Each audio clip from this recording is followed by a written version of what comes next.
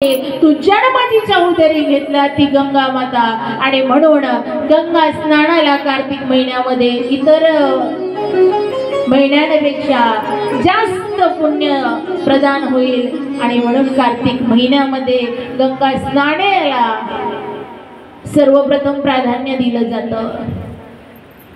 कित्येक लोक गंगेमध्ये स्नानाला जातात कार्तिक महिन्यामध्ये। एवढंच नव्हे तर आता मात्र कुंभमेळा चाललेला आहे प्रयागराजला। अशी गर्दीच्या गर्दी की प्रशासन सांगून थकलेले मध्यंतरी एवढं का घरीच थांबा, तिथे जिथे आहे तिथेच थांबा, तिथूनच करा।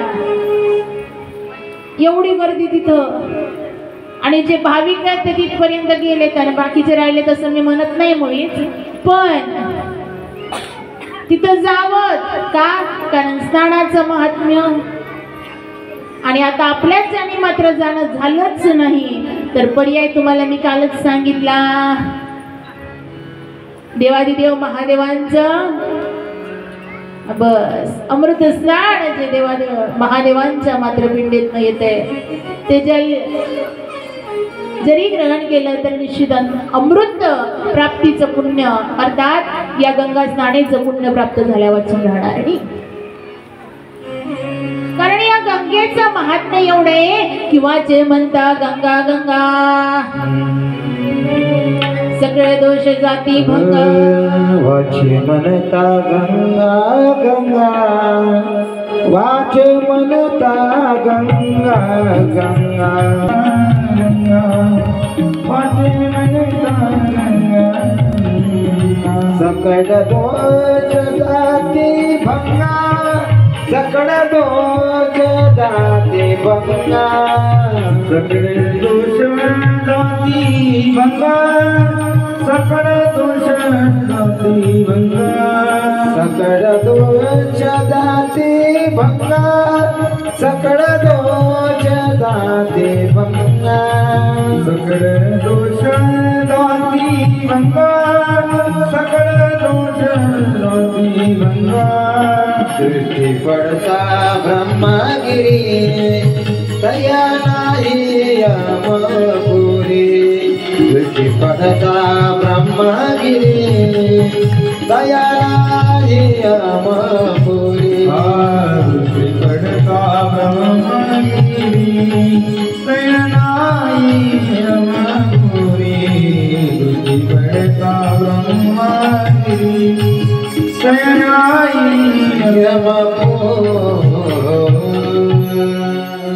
दृष्टी पडता ब्रह्मगिरी तया नाही यमपुरी, दर्शन केलं तरी यम सदनात जावं लागणार नाही आणि स्नान केलं तर निश्चित सर्व जे पाप झालेलं आहे दोष घडलेले आहेत ते भंग नाहीसे झाल्यावर राहणार नाही। पण कधी? त्या गंगेप्रमाणे, कारण गंगेत स्नानाला गेल्यानंतर डुबकी मारल्यानंतर स्नान केल्यानंतर जे धुवून निघतंय ते काय? बाह्यांग, पण अंतरंग देखील त्या गंगेपण आहे। पवित्र अंतःकरण झालं तर निश्चित गंगा मात्र आपल्याला पवित्र केल्यापासून राहणार नाही आणि म्हणून फक्त बाह्यांग शुद्धी नव्हे तर अंतरंग शुद्धी झाली पाहिजे आणि ती कशी होईल तर जैसी गंगा वाहे तैसे त्याचे मन भगवंते जाणत जवळी। जशी गंगा वाहते भेद करते का? नाही। आपला परक पाहते का? श्रीमंत दारिद्र्य दुःखी पाहते का? नाही। सर्वांना मात्र स्नानाचा अधिकार आहे त्याच्याजवळ आणि म्हणून ही गंगा फक्त बाह्यांगाने स्नान करून परत येणार नव्हे तर ती गंगा आपल्या अंतःकरणात आपल्या हृदयात मात्र शिरली पाहिजे आणि एकदा ती शिरली की मग निश्चित आपलं संपूर्ण आयुष्य सुखकर आनंदीमय झाल्यावर राहणार नाही, पवित्र झाल्यावर पावन झाल्यावर राहणार नाही। नाहीतर कितीही स्नानाला गेले कितीही स्नानाला गेले आणि स्नानाला जाऊन काय तर डुबकी मारली ना आले, पण चित्तात जर का त्या गंगेविषयी किंवा त्या त्रिवेणी संगमाविषयी भाव नसेल, मन शुद्ध नसेल, चित्त दुसरीकडेच फिरत असेल, तर ते मात्र गंगा स्नानाचं पुण्य प्रदान करणार नाही. आणि म्हणून स्नानाला जाताना गंगेत असो की त्रिवेणी संगमात असो, आळंदी गेले तर इंद्रायणी, पंढरपूर गेले तर चंद्रभागा, इकडे काशी प्रयागाला गेले गंगा, त्रिवेणी संगम, यमुना, सरस्वती, वृंदावनाला गेले, मथुरेला गेले तर यमुना, कुठेही जा ती मात्र अगदी अंतःकरणात शिरली पाहिजे. निश्चित मन पवित्र झालं, सर्वत्र पवित्र झाल्यावर राहणार नाही. नाहीतर मग महाराज माऊली गुरु ज्ञानोबरे हरिपाठामध्ये वर्णन करतात, कुठेही गेले पण चित्त नाही नामी तरी ते व्यर्थ. त्रिवेणी संगमे नाना तीर्थ भ्रमी, त्रिवेणी संगमी नाना तीर्थ भ्रमी, त्रिवेणी संगमी नाना तीर्थ भ्रमी, त्रिवेणी संगमी नाना तीर्थ भ्रमी, त्रिवेणी संगमी नाना तीर्थ भ्रमी, त्रिवेणी संगमी नाना तीर्थ भ्रमी, त्रिवेणी संगमी नाना तीर्थ भ्रमी, त्रिवेणी संगमी नाना तीर्थ भ्रमी, त्रिवेणी संगमी नाना तीर्थ भ्रमी. चित्त नाही नामी तरी ते वेद, चित्त नाही नामी तरी ते वेद, हरिमुखे मना, हरिमुखे मना, हरिमुखे मना, हरिमुखे मना, हरिमुखे मना, हरिमुखे मना,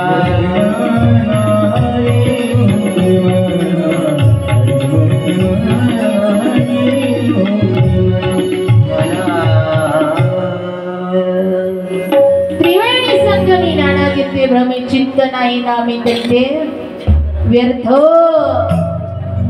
आणि म्हणून चित्त मात्र निर्मळ झालं पाहिजे असो. आणि हे झालं की निश्चित मात्र गंगा स्नानाचं पुण्य प्राप्त होईल. आणि हे पुण्य प्राप्त जर घरी करायचं असेल म्हणजे असं नाही, पण नेहमी तुम्ही स्नान करता, नेहमी आंघोळ करता, त्यावेळेला मात्र एक मंत्र सांगेल आणि तो मंत्र तुम्ही उच्चारला तर निश्चित गंगेत स्नानाचं पुण्य तुम्हाला प्राप्त झाल्यावर राहणार नाही घरी रोज. आणि म्हणून स्नान करताना गंगेच्या यमुनेचैव गोदावरी सरस्वती नर्मदे सिंधू कावेरी जलस्मिन् स्नानिधिं न कुरु, हा मंत्र म्हणून स्नान केलं तर घरी पुण्य प्राप्त होईल. अनेक असं आणायला पाहिजे, सद्विचार जे आहे ते आचरणात आणायला पाहिजे. उठल्या उठल्या सकाळी सकाळी काय तर नवीन आता सुरू झाल्या, उठल्या उठल्या झोपून बेडवरून उठलं की चहा पाहिजे म्हणते, करायच्या आधीच. आणि त्या चहाला काय म्हणतात? काय? टी. हा, चहाला बरोबर आहे टी. आणि मग बेडवर भेटते ती बेट्टी, असं बेट्टी पाहिजे म्हणते. उठल्या उठल्या चहाच्या कपाचं दर्शन करते, पण चहाच्या कपाचं बेट्टीचं दर्शन न करता, चहाच्या कपाचं दर्शन न करता उठल्यानंतर मात्र कर दर्शन करणं ही आपली संस्कृती आहे. आणि हे कर दर्शन करताना, कर म्हणजे काय? हात. आणि या कर दर्शन करायचे तर दोन्ही हात असे करायचे आणि दोन्ही हाताकडे पाहत. मात्र मात्र दर्शन करायचं. दर्शन करताना ज्यांना ज्यांना येत असेल फार चांगली गोष्ट आहे, त्यांना जर दर्शन मंत्र येत असेल तर, यदा कदाचित येत नसेल तर लिहून घ्या किंवा लिहिला नाही तरी तुम्ही सर्च केला कुठं यूट्यूबवरती कर दर्शन मंत्र तरी येऊन जाईल, गुगलवरती येऊन जाईल. आणि नसेलच येत तर प्रोनाऊन्सिएशन आहे पुन्हा महत्वाचं, उच्चारण. आणि म्हणून मात्र लक्षपूर्वक आहे का. आणि तो काय करा तरी आतापर्यंत नसेल करत, किती लोक करता पाहू द्या बरं उठल्यानंतर कर दर्शन. 2 4 6 तुम्ही काय हात खाली ठेवता, मी सकाळी पाहिजे. काय वाटतं माझं लक्ष नसतंय. एवढ्या लोकांच्यात कसं उभं करायचं, हात वर कसा करायचा असं वाटतंय का.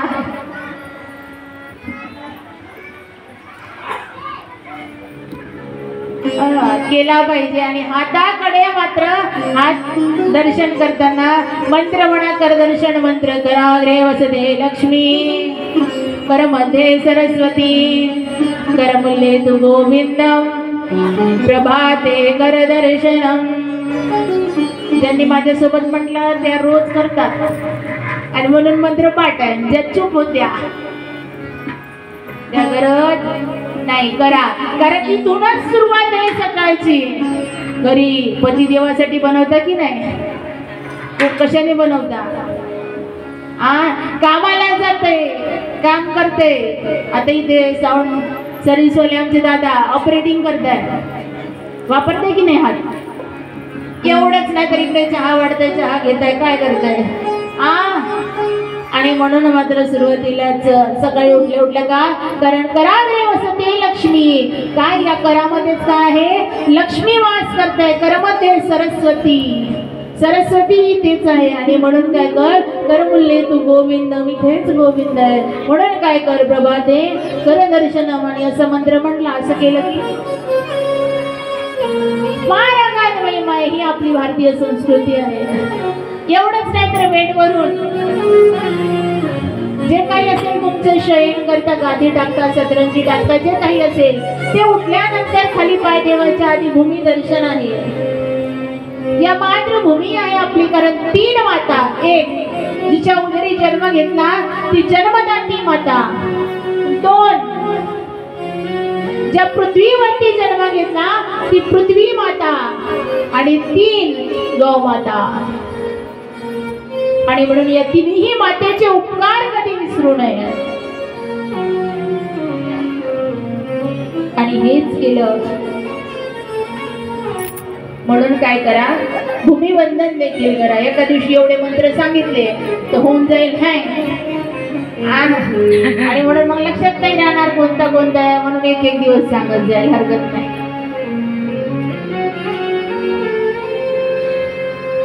उठल्यानंतर भूमीच्या पाया पडून म्हणायचं काय, समुद्रवसने देवी पर्वतस्थन मंडले, विष्णुपत्नी नमस्तुभ्यम, पादस्पर्श क्षमस्वमे. एवढी ताई तुम्ही म्हणाल संस्कृत आहे, तुम्हाला जमली, आम्हाला येते का.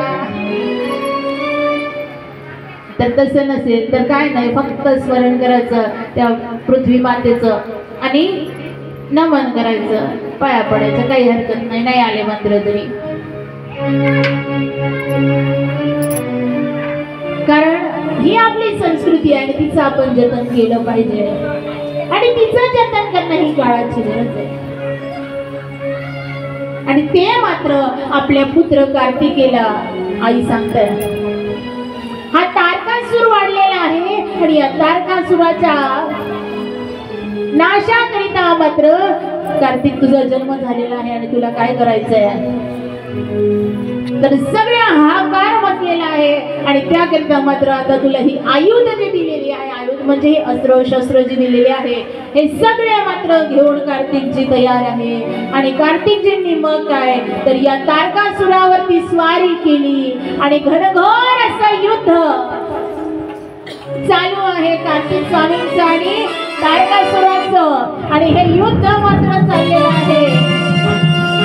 सर्वांना आश्चर्य आहे की या कार्तिकाचा जन्म म्हणजे शिवपुत्राचा जन्म कधी झाला.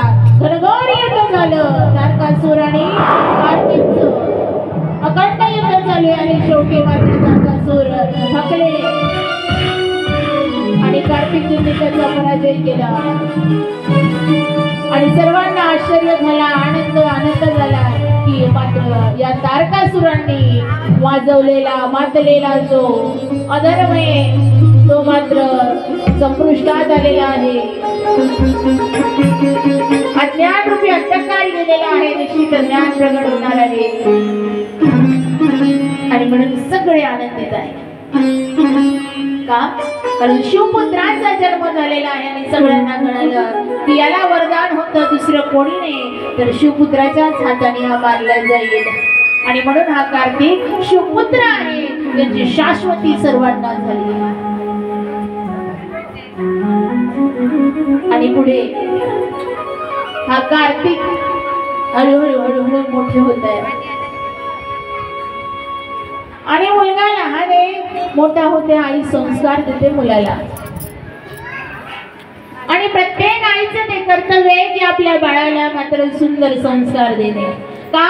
कारण फक्त जन्म देणे कर्तव्य नाही, जैसे जन्म देणे कर्तव्य त्याला तैसेचे शिक्षण देणे अगत्याचे.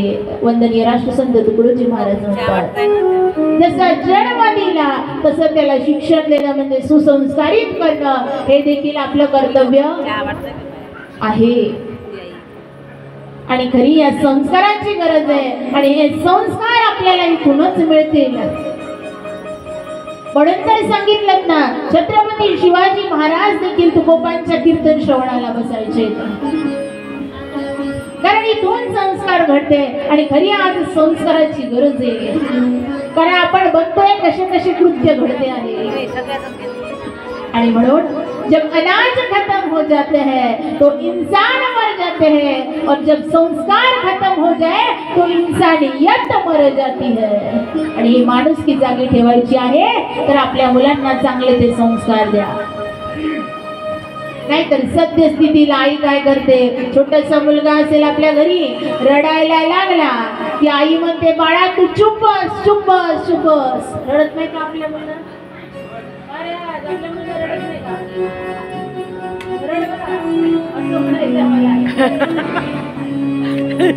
रडायला लागला मुलगा की पूर्वी मात्र आई काय करायची पेन द्यायची खडू द्यायची लेखन द्यायची का नाही माझ्या माऊलींना आपल्या मुलाला. आणि मग तो काय करायचं ते लेखन घेतली खडू घेतली की घरभर भिंती रंगवत पाटी रंगवत काय की चढायचं नाही. आता आई म्हणते बाळा तू रडू नको चुप. काही चुप राहिला 2 वर्षाचा 1.5 वर्षाचा काय असे ना आई म्हणते हे घे मोबाईल पण चुप बस. गेम खेळ बापू गेम पण चुप बस. आणि मग तो असा गेम खेळायला सुरुवात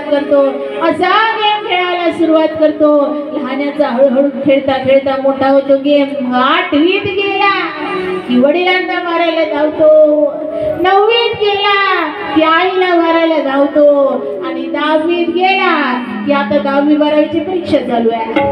मग गेम मध्येच गेम कसा शेवटच्या भूगोलाच्या पेपरला जातो आणि पृथ्वीच पलटते. कशी शेजारची एखादी 8वी 9वी घेतली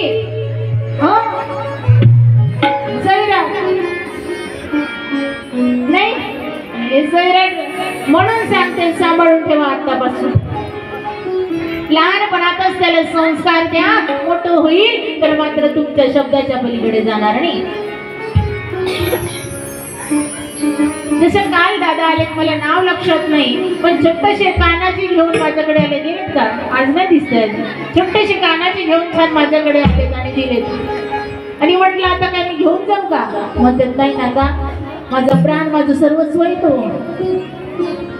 बघा आपण मुलांना आजकाल खेळायला देतो टेडी घे बाबू टेडी नाही बाऊला देतात बाऊली देतो तो ते बावली खेळतो त्याला जेव घालते नाही त्याचीच त्या बावलीची आंघोळ करते. आपल्या मुलं बावल्याची त्याचीच आंघोळ करते, त्याला स्टिकला पावडर मेकअप करून देते, आणि दुसरीकडे तोच तुमच्या समक्ष काल कान्हा लाला आणून देणारा मुलगा तो देवाला जेव घालते, नैवेद्य देते, त्याला आंघोळ करते, त्याचा शृंगार करते. बघा फरक, जसं नाचण्यात फरक सांगितलं ना, अगदी त्याप्रमाणे बावलीला देणं आणि भगवंताला देणं. बावलीला दिलं तर टाइमपास म्हणून खेळणं होईल, आणि भगवंताला दिलं तर निश्चित संकट समयात तो तुम्हाला धावून आल्याशिवाय राहणार नाही, सगळा मित्राप्रमाणे मदत केल्या वाचून राहणार नाही. म्हणून द्यायचं ना तर मग बावली द्यायची की भगवंत द्यायचे तुम्हाला ठरवायचंय माता माऊलींना. आणि फक्त मातेनेच ठरवून नाही तर पित्याचंही कर्तव्य आहे. सुंदर सुसंस्कार आपल्या मुलाला द्यायचे. एकदा काय हातातून गेला आणि तरुण झाला, मग कितीही डोकं पिटून सांगा, डोकं फोडून सांगा, ऐकणार. म्हणून लहान आहे तेव्हापासून संस्कार द्या. त्याच्या हातामध्ये मोबाईल निश्चित द्या, देऊ नका असं म्हणत नाही, पण मोबाईल मध्ये काय करते मुलगा हे तर माहिती पाहिजे. आणि द्या. 2 वर्षाच्या 1.5 वर्षाच्या मुलाला कोणतं काम आहे मोबाईलचं, तेव्हापासून. काही महिला मंडळी म्हणतात ऐकतच नाही. असं कसं ऐकत नाही, आपल्या कुठे जन्म घेतला आपलं नाही तर कोणाचं ऐकणार त्याला, आणि तोपर्यंत निश्चित ऐकेल.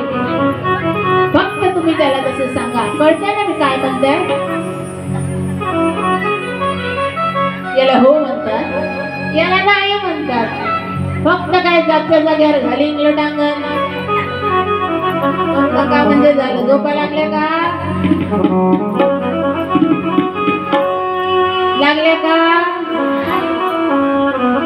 तुम्हाला आवाज आला का यांचा? नाही आला ना, बरं झालं. मी म्हटलं कुठं मलाच वय झाला आता. आमच्या प्लॅटफॉर्मचं बुकिंग व्हायच्या आधीच चष्मा लागला, आता कुठे इकडे लावा की काय चष्मा. यांनाही नाही आला म्हणते आवाज.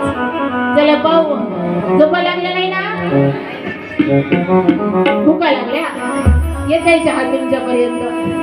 जगन्नाथ बाबांचा काळा तुमच्यापर्यंत येत आहे. बघा हे सुंदर असं सेवा कार्य चाललंय, भगवंताचं नामचिंतन या ठिकाणी होत आहे, आणि अखंड मात्र एवढा असा महाप्रसाद रोज काला स्वरूपात आपल्यापर्यंत पोहोचतोय.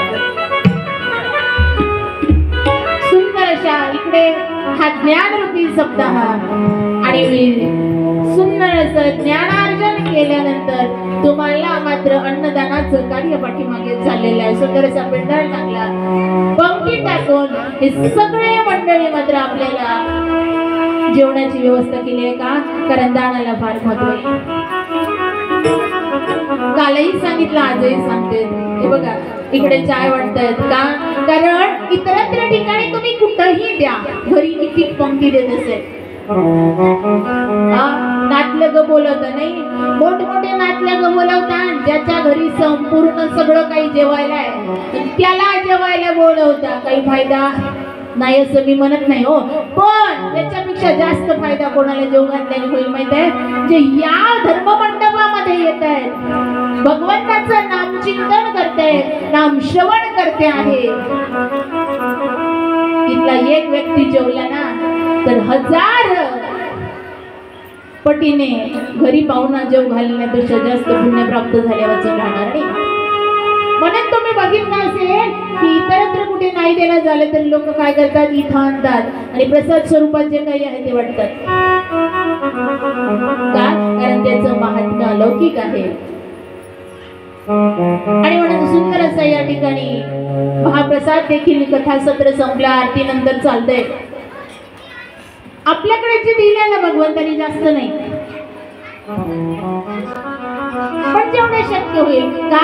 कारण बघा तुम्ही दिलेले किलोभर तांदूळ, किलोभर डाळ जे काय असेल किंवा मुठभर का असेना, जशी ज्याची शक्ती, ते एक मूठ तुम्ही घरी जेवण घातली तर एकाच व्यक्तीच्या मुखात लागेल, एकाच जणाचं पोट भरेल.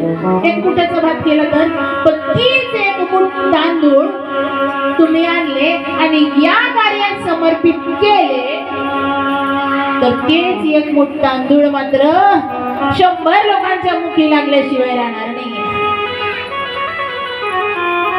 झाला की नाही 100 पट फायदा. कुठं एक मूठ तांदूळ. आणि म्हणून मात्र मग आता तुम्ही म्हणाल सगळ्याजणी उद्या एक मूठ आणतो नाही.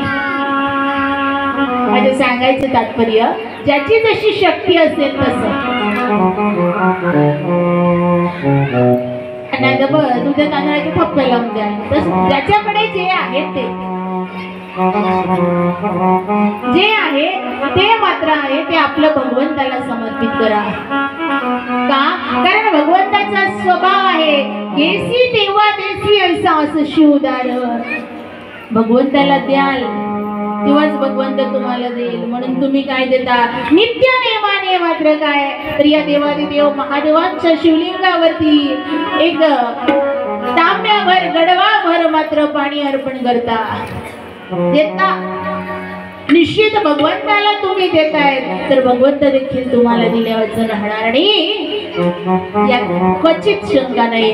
कारण भगवंत म्हणतात अरे मेरे लिए खर्चा करके तो दे कुबेर का भांडार ना खोल दू तो कहना. कित्येक लोक पाहिले असेल इथं येऊन कथेमध्ये भगवंताजवळ येऊन रडतात. का? कारण भगवंत म्हणतात अरे मेरे लिए आंसू बहाए है ना तो जरा मेरे लिए आंसू बहा कर तो देख सारी जगत की खुशियां ना लादू तो कहणार. आणि म्हणून म्हटलं संकट आलं तर संसारातल्या लोकांपर्यंत मात्र रडून रडून रडून सांगण्यापेक्षा भगवंताला सांगा. निश्चित काही ना काही पर्याय निघाल्या वाचून राहणार नाही. खर्च करायचा ना 1 रुपया का होईना ज्याच्याकडे जसं असेल या सत्कार्यात खर्च करा. निश्चित भगवंत मेरे लिए खर्चा करके तो दे कुबेर का भांडार ना खोल दू तो कहना. निश्चित दिल्यावर राहणार नाही.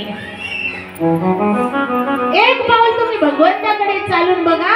भगवंत धावत 10 पाऊल 100 पाऊल तुमच्याकडे आल्यावर राहणार नाही.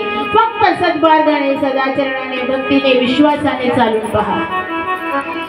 प्रत्येक मार्ग मात्र सुखकर केल्यावर तुमचे राहणार नाही. हे भगवंताची लीला अगाध आहे. आणि त्यात ज्या भोले बाबांची कथा श्रवण करत आहात हे भोले बाबा तर भोळं दैवत आहे. अल्पशा भक्तीमध्ये प्रसन्न होते. फक्त करा काहीच पाहत नाही.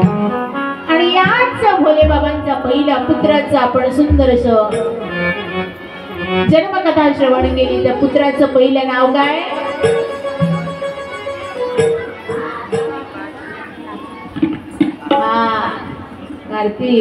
कार्तिकेय. आणि आता मात्र दुसरा पुत्र आपल्या सर्वांना ज्ञात आहे, सर्वांना माहिती असेल. पण कशा प्रकारे झाले तर बघा.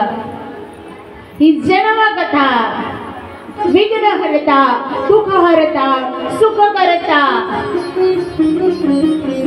बाप्पा मात्र आज या ठिकाणी प्रगटणार आहे. पण तत्पूर्वी आपण बाप्पांचे पिता बाप्पा कोणते? हा गणपती बाप्पा म्हणताना या बाप्पांचे पिता अर्थात देवादिदेव महादेव. या महादेवाचा सुंदरशा प्रणवाक्षर महामंत्राचा जप करू आणि नंतर पुढील कथा श्रवण करू. श्री शिवाय नमस्तुभ्यं श्री शिवाय नमस्तुभ्यं. बोला सर्वांनी म्हणा.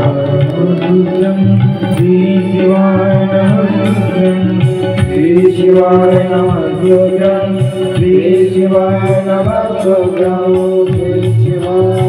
श्री शिवाय नमस्तुभ्यं शिवाय नमस्तुभ्यं श्री शिवाय नमस्तुभ्यं श्री शिवाय नमस्तुभ्यं श्री शिवाय नमस्तुभ्यं श्री शिवाय नमस्तुभ्यं श्री शिवाय नमस्तुभ्यं श्री शिवाय नमस्तुभ्यं श्री शिवाय नमस्तुभ्यं श्री शिवाय नमस्तुभ्यं श्री शिवाय नमस्तुभ्यं श्री शिवाय नमस्तुभ्यं